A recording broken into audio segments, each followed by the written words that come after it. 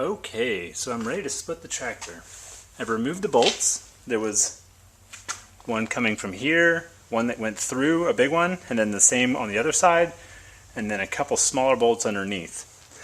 And some of them were surprisingly easy to remove, which I don't know if that's a good sign. It just means they weren't tight, I guess. And I can already see a crack forming between the halves. So I'm going to get a little pry bar and then work on trying to get this thing apart. Apparently just using a little pry bar and a little effort can help get it out.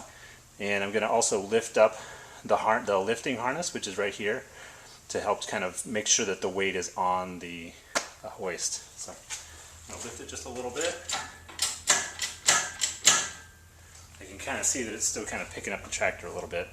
So I'm going to stop right there and then go get a pry bar. So I just realized that there are 2 more bolts hiding on top, which makes sense because it's coming apart at the bottom but not at the top. So I'm going to have to work on those bolts on top.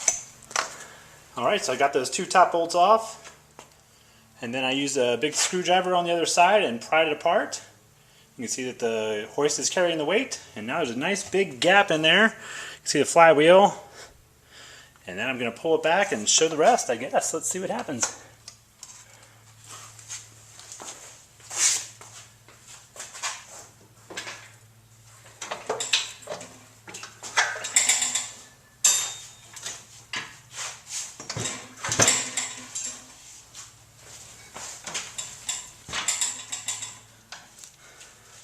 Our steering lines over here are holding me back a little bit.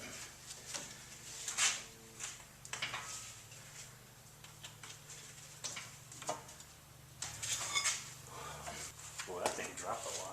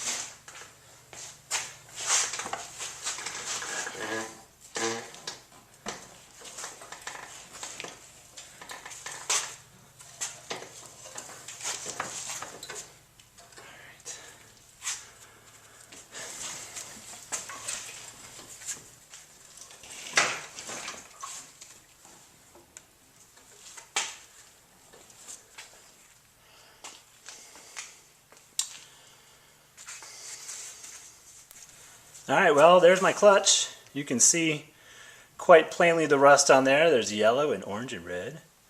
It's pretty rusty.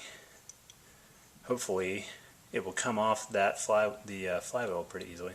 So I just have to count the splines and then replace the clutch by ordering according to the number of splines. That's it. The tractor is split. What a mess.